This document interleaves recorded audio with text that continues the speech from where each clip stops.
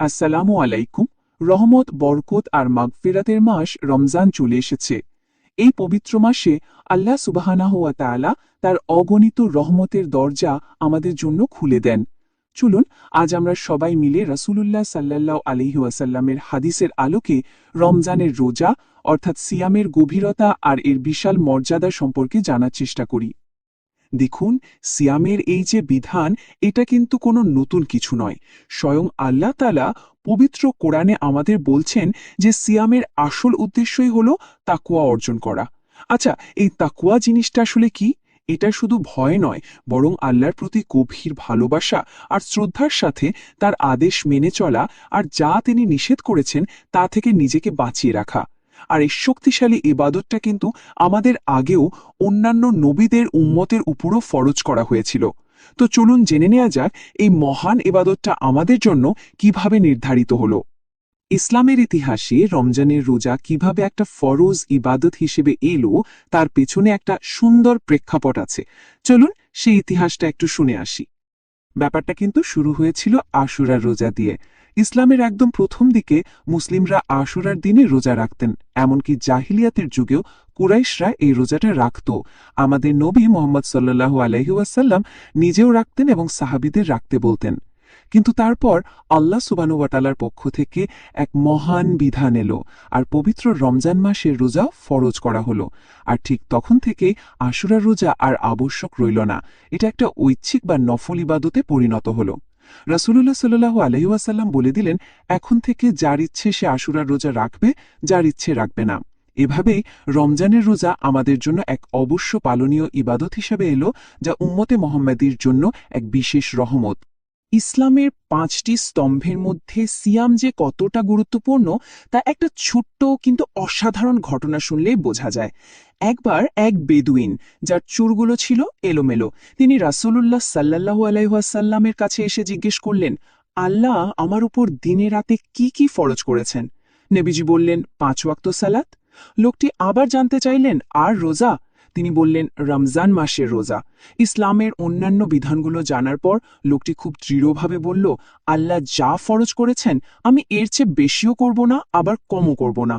তার এই সরল কিন্তু গভীর ঈমান দেখে রাসূলুল্লাহ সাল্লাল্লাহু আলাইহি ওয়াসাল্লাম বললেন, সে যদি সত্যি বলে থাকে তবে সে সফল হয়ে গেল।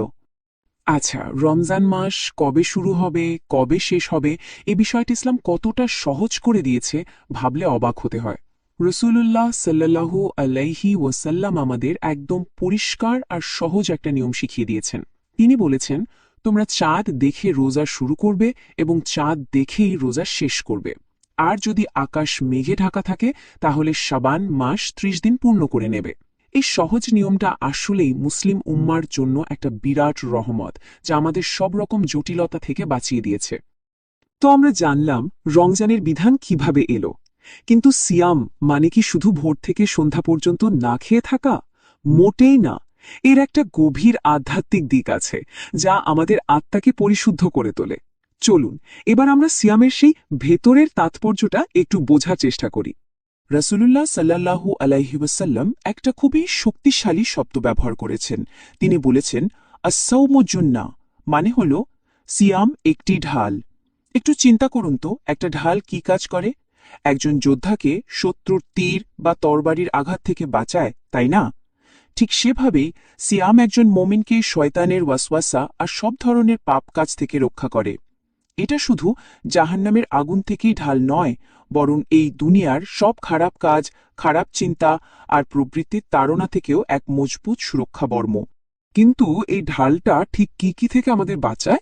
নবীজি সাল্লাল্লাহু আলাইহি ওয়াসাল্লাম আমাদের শিখিয়েছেন যে যে ব্যক্তি রোজা রেখেও মিথ্যা কথা বলা আর সেই অনুযায়ী খারাপ কাজ করা ছাড়ল না, তার শুধু না খেয়ে থাকাটা আল্লাহর কাছে কোনো গুরুত্বই রাখে না। একজন রোজাদার ব্যক্তি কখনো অশ্লীল কথা বলতে পারে না, ঝগড়া করতে পারে না বা মূর্খের মতো আচরণ করতে পারে না। আসলে সিয়ামের আসল উদ্দেশ্যই হলো নিজেকে নিয়ন্ত্রণ করা আর নৈতিকতার এমন একটা পর্যায়ে পৌঁছানো যেখানে আত্মা পবিত্র হয়। সব ইবাদতের মধ্যে সিয়ামের কিন্তু একটা একদম আলাদা একটা বিশেষ জায়গা আছে। একটা হাদিসে কুদসিতে স্বয়ং আল্লাহ তাআলা এই ঘোষণাটা দিয়েছেন। তিনি বলেন, আদম সন্তানের প্রত্যেকটা ভালো কাজের সওয়াব ১০ থেকে ৭০০ গুণ পর্যন্ত বাড়ানো হয়, কিন্তু সিয়াম সিয়াম কেবল আমারই জন্য, আর আমি নিজেই এর প্রতিদান দেব। সুবহানাল্লাহ। এই একটা ঘোষণাই তো একজন সিয়াম পালনকারীর জন্য যে কত বড় সম্মানের, তা ভাষায় প্রকাশ করা কঠিন। চিন্তা করে দেখুন, স্বয়ং আল্লাহ এর পুরস্কার দেওয়ার দায়িত্ব নিয়েছেন। রোজাদারের জন্য আল্লাহর ভালোবাসা যে কতটা গভীর, তার আরও একটা প্রমাণ আছে। রাসূলুল্লাহ সাল্লাল্লাহু আলাইহি ওয়াসাল্লাম বলেছেন, সেই সত্তার কসম যার হাতে আমার প্রাণ, রোজাদারের মুখের গন্ধ আল্লাহর কাছে মেশক বা কস্তুরীর সুগন্ধির চেয়েও অনেক বেশি প্রিয়। কেন? কারণ সে তার খাবার, পানীয় আর মনের ইচ্ছা সবকিছু ত্যাগ করেছে শুধুমাত্র আল্লাহর সন্তুষ্টির জন্য। এই ত্যাগ আল্লাহর কাছে এতটাই দামি। আচ্ছা, আমরা তো সিয়ামের আধ্যাত্মিক দিকটা বুঝলাম, কিন্তু বাস্তবে আমরা রমজান মাসটা কিভাবে কাটাবো? এর জন্য আমাদের সেরা উদাহরণ কে? অবশ্যই আমাদের প্রিয় নবী মুহাম্মদ সাল্লাল্লাহু আলাইহি ওয়াসাল্লাম। চলুন দেখি রমজানে তিনি কেমন ছিলেন। ইবনে আব্বাস রাদিয়াল্লাহু তাআলা আনহু বর্ণনা করেন, রাসূলুল্লাহ সাল্লাল্লাহু আলাইহি ওয়াসাল্লাম এমনিতেই ছিলেন পৃথিবীর সবচাইতে উদার আর দানশীল মানুষ, কিন্তু রমজান মাস এলে তার এই দানশীলতা যেন কোনো বাঁধ মানত না। বিশেষ করে যখন জিবরিল আলাইহিস সালাম তার কাছে আসতেন এবং কোরআন শোনাতেন, তখন তার দানের গতি ছিল, সাহাবীরা বলেন, তীব্র বেগে বয়ে চলা বাতাসের চেয়েও বেশি। রমজানে কিন্তু আমাদের ধৈর্যের পরীক্ষাও হয়, তাই না? কেউ যদি ঝগড়া করতে আসে বা খারাপ কথা বলে, তখন কি করণীয়? নবীজি সাল্লাল্লাহু আলাইহি সাল্লাম আমাদের খুব সুন্দর আর বাস্তব একটা সমাধান দিয়েছেন।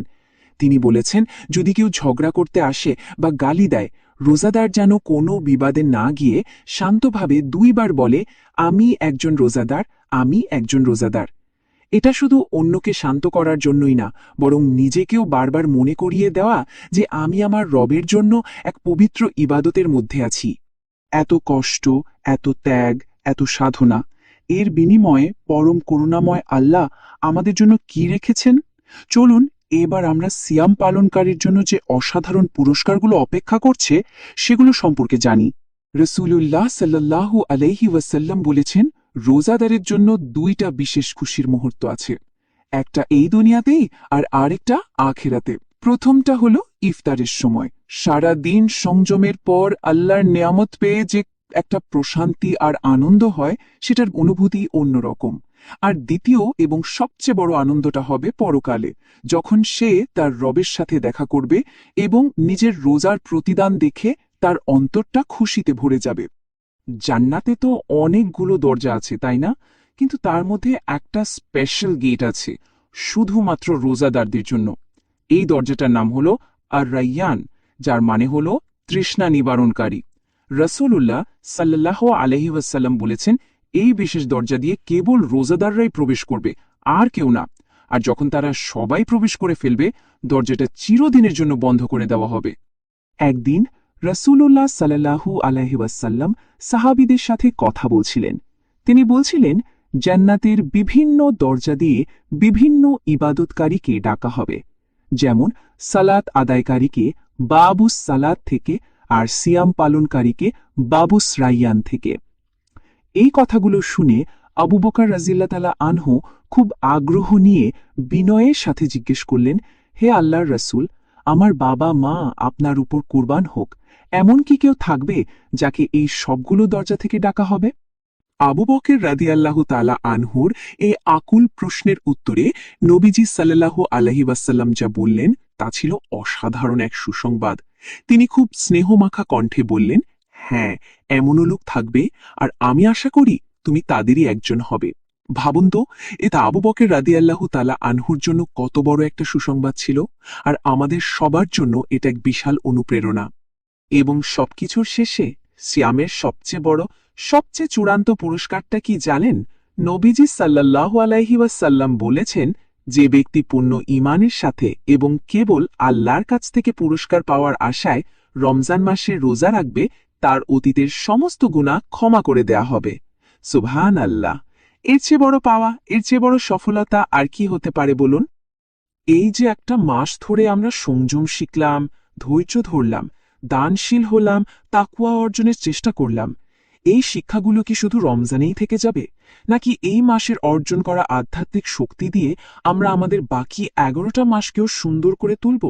চলুন আমরা এই রমজানের শিক্ষাগুলোকে আমাদের জীবনের একটা অংশ বানিয়ে নিই আর আল্লাহর সন্তুষ্টি পথে এগিয়ে যাই।